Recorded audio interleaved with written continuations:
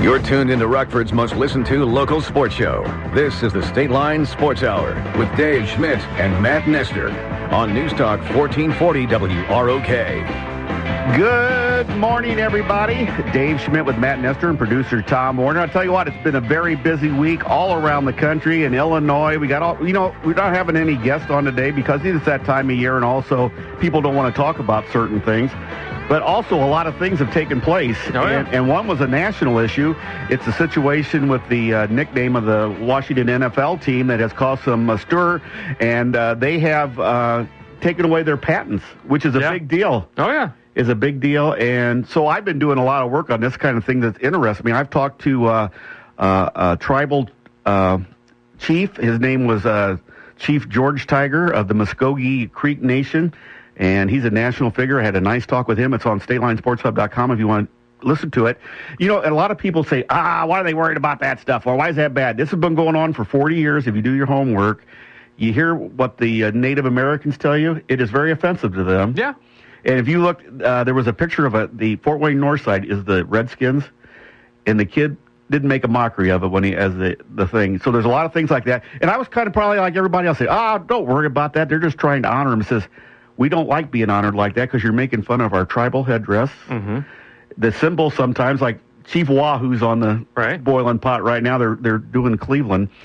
And so just one of those things where it kind of changed my mind after I did some homework on it. And we do have like 6 or 7 schools in the area that are Indian. Well, and that's where you start saying, why would we worry about it? Because it's going to trickle its way down. They're going to start at the top, and they're going after the Washington team really, really hard. And they're doing a really good job of it. That they are, and then you start looking, okay, what other sports teams, professional sports teams can that affect? Which we got the Chicago Blackhawks. Indians, so that's one you could go to right there. And then you start looking around here, and we've got a lot of teams in the area, that do that, and you do, I think most places do it or don't do it. I should say with any bad intent behind it or anything like that. You look at some of the things they do, just out at Hononegah, just because we see that a lot.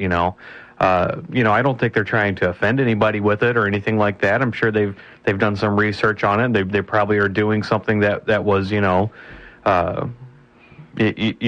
That's what concerns the Native Americans when I talk to them, that they're trying to do things that they don't understand. Right, and that's what it comes down to is, maybe you are following a traditional dance or the traditional headdress or something to that effect, but you don't know what's behind it necessarily. Why did they do those things and things like that?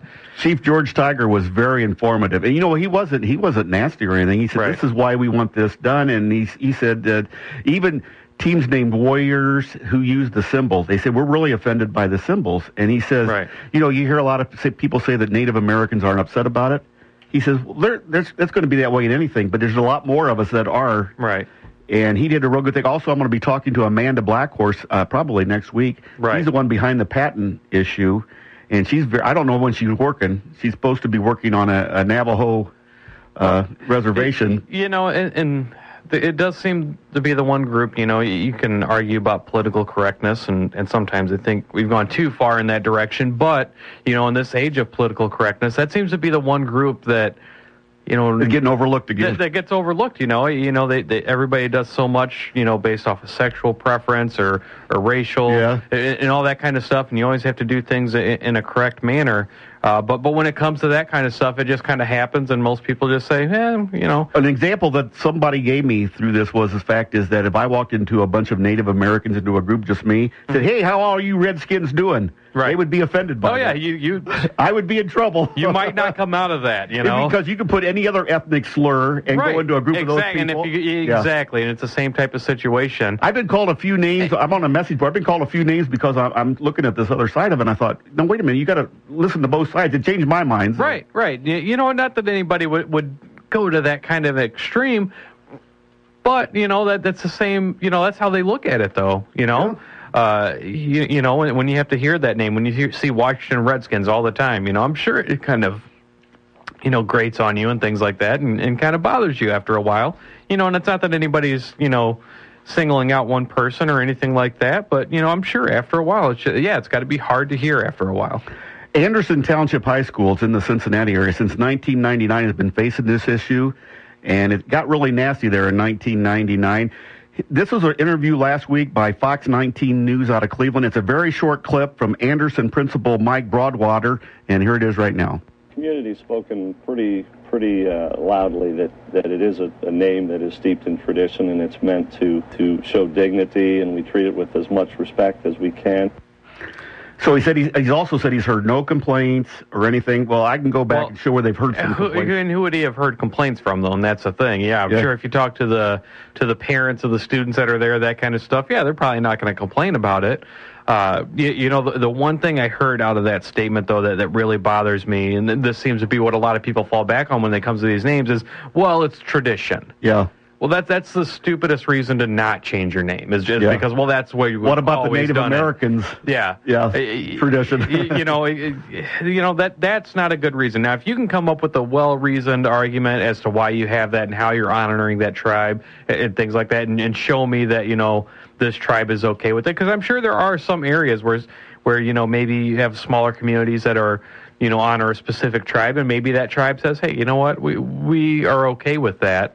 I'd hate to, on the one hand, I'd hate to see everybody have to change their names, just because there is a group that's upset, but, at the same time, if a group is upset, they should try to work with those people, but that's the worst reason to say, well, that's just how we've always done it. That's the tradition, so we're not going to change it. That's no reason to keep things the way they are. Michael Hall, the Anderson principal back in 1999, said there's no problem here. The people want to make it a problem, but there's no problem here. Well, 2014, there's still a problem. And I'm going to tell you what, it's good. Like you said, you got to round the head too. It's going to trickle down. That's why they went for the big boys first. And governments will say, legislations will say, okay, this is what we're going to do. We're going to take away your money for your school. Well, and if a pro football team is going to have to change their name, how hard is it going to be for high school to say, well, we're not going to change? Yeah, right. There's a lot more money at that level. And Anderson's on top of the list from my sources. We're going to take a time out here on the State Line Sports Hour. Back with more here on News Talk 1440 WROK.